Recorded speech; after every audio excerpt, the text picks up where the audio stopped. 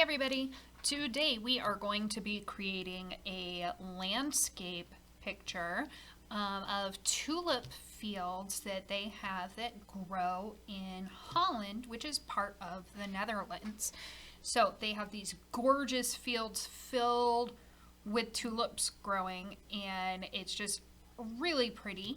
There's a picture on the slide that I shared, and we are going to create a piece of artwork similar. The first thing that we are going to do is add our horizon line.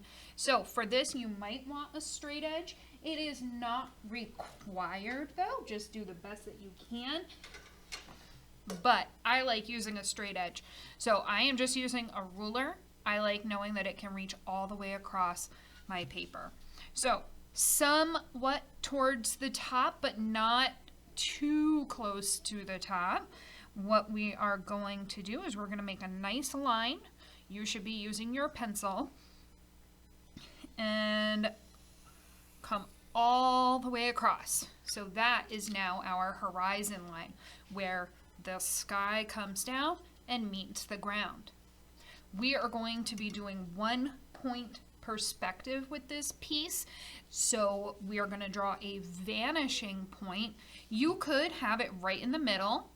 You could have it a little bit off to one side or a little bit off to the other side. It's really up to you and how you want your work to look.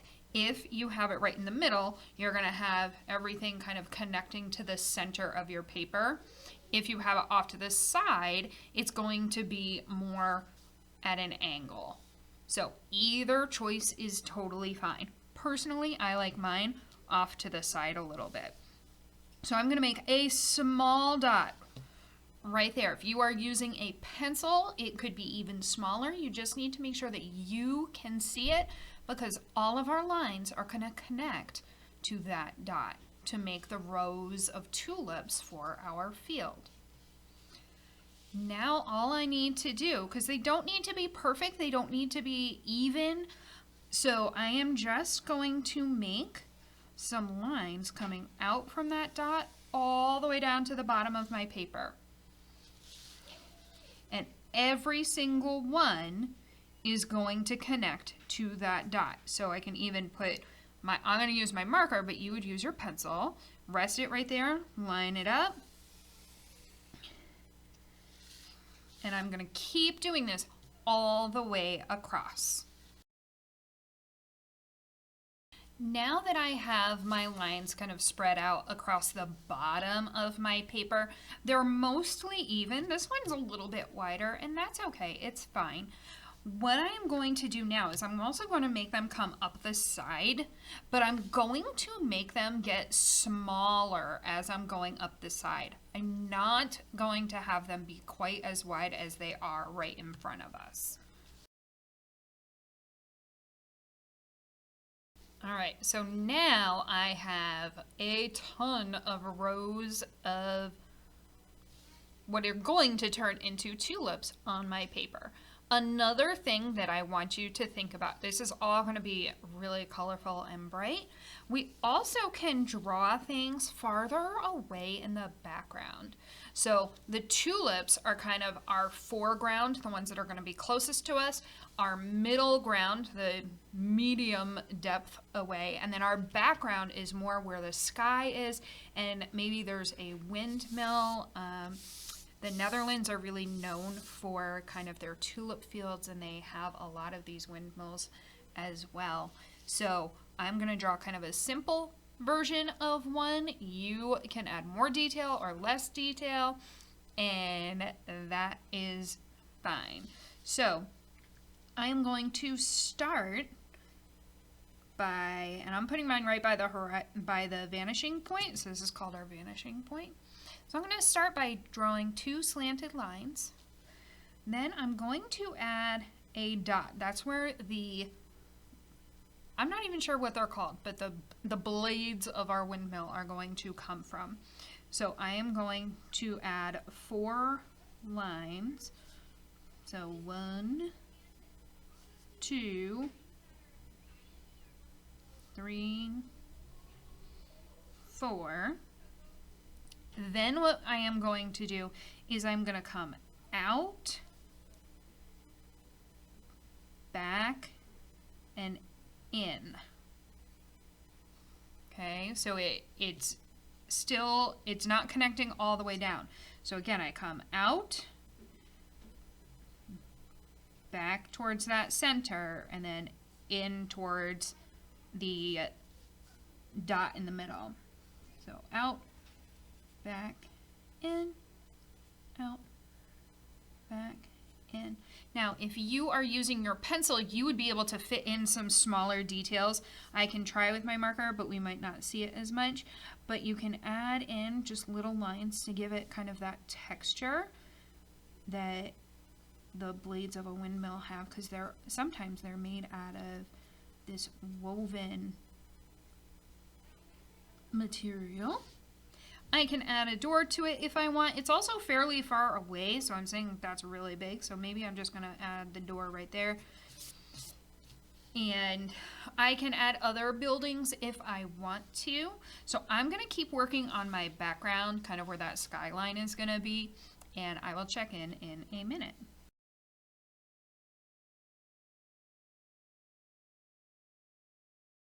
At this point, I have added a few extra elements just so that that line isn't completely flat all the way across my paper. Another thing that I can add is some hills in the very, very background. I'm not doing mountains, just kind of a really soft, kind of wavy line to show, hey, you know what, there is land farther away. It doesn't just stop and turn into the sky. And I'm making it look like it goes behind any buildings that I've added. So now I have my tulip field, my background, and my sky at the top. At this point, we are ready to start moving into color. And one of the things that's going to make this assignment a little bit easier is by simply using a combination of materials. If you have oil pastels and paint, that would work beautifully. If you are in a situation where you are at home, or if you are in the classroom and don't have access to all of that, we can also use markers and crayons super easily. So we're going to start with marker. You don't want to use marker on top of crayon. It covering over that waxy substance is not good for your marker. So I like to tape mine together because this way I can just pull out the color. I can always see the caps, and I won't lose a color or have to hunt because I have them all right handy. It also prevents losing caps because they're all taped. So what I am going to do is towards the bottom of my paper, this is the part that is closest to me. So we've done this in 1 point perspective. So we have our horizon line, we did our vanishing point, everything connects. So it's showing that if this is closer to us and that is farther away. So I am going to come in and I am just going to make some ovals because tulips kind of have an ovally shape, and I am not adding a ton of detail, but I am also not, I'm not lining them up perfectly.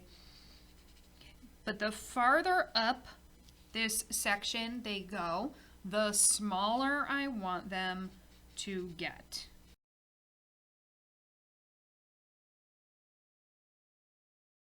So you will see that in this section, I have larger at the bottom, and then they get progressively smaller. They don't go all the way to our vanishing point. They just kind of stop partway up because this is where we're going to see the detail of, hey, there are individual flowers here. Then they're going to kind of end up blurring together and turning into one solid color, which we are going to address later when we are using crayon. So for now, all you are going to do is you're going to create some tulips in each row. And again, the ones that are closer to the bottom of your paper, not the edge, so these would still be small. So we're really going to address marker across the bottom of our paper, less towards the top. and I would like to see some beautiful different colors. I attached a Google slide so that you can see some real examples of the tulip fields, and I will attach that in the description as well, the link to that. So I am going to continue working and getting all of my tulips done, and I will check back in just a minute.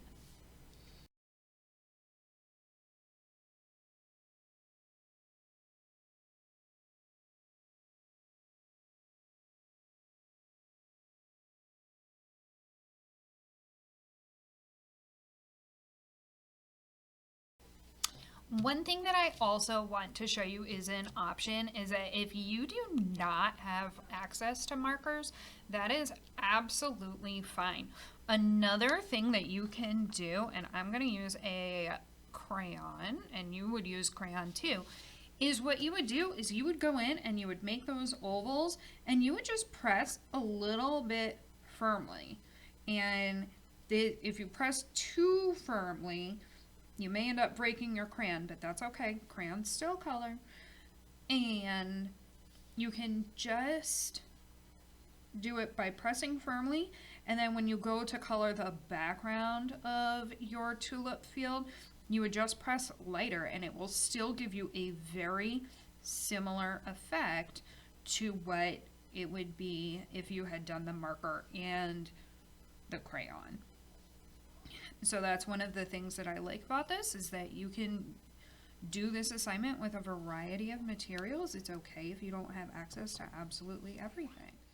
At this point, I have gone all the way across the bottom of my page. And one of the things that I mentioned was you don't want to make them really big way out here at the edge on the side of your paper. We really want to focus at the bottom edge. But you'll notice that when I do this, so this is where all my tulips are, I am missing tulips in kind of these areas where my thumbs are. So I'm going to go in, and I'm just going to keep using the crayon. I am going to go in and add some more, but these are going to start at kind of a medium, and I'm going to kind of keep them the same size as the section next to them, so I don't end up making them too big or too tiny. And I'm going to do that in the spots that are next to the edges of my paper that still kind of should have tulips showing in them. So at this point, I have the dots for my individual tulips all finished. And now what I'm going to do is I'm going to switch my materials. If you did all of this with marker, you are now going to switch to crayon. And you are going to match as closely as possible the color that you used for your tulips. So on this one, I used an orange, so I am going to grab an orange. This one happens to be a yellow orange, but it's close enough. And I am going to color this whole entire section right down to the bottom. Notice that I'm letting it get a little bit lighter behind the dots, just so that I still see those. You don't want to press too firmly so that you end up covering over all of your tulip flowers. But you can press a little bit firmly. You can almost think of it like a value scale, like getting from darker farther away to lighter close up to where we have the detail of that flower. So now it almost looks like the flowers are individual and then they get farther away and farther away. So they end up kind of all blurring together. So I am going to keep coloring in the backgrounds and filling in the space of all of my rows, and I will check in a minute. At this point, I have finished coloring the ground on my artwork, and I want you to notice that I really did not press super hard on these colors because I wanted the marker and in the crayon to still stand out. The ones that don't have any dots, I did still color them. It's just that they're far enough away so it looks like it's just a solid color because those tulips are so close together. I also added some green here just to show that, hey, it could be a field, it could be grass. If you wanted it to be colored for more tulips, you absolutely could have. So now I'm going to move on and I'm going to color the very background, so my buildings, my hills, and my sky. And at this point, my artwork is all done. I hope you enjoyed following along, and I'll see you next time. Bye, everybody.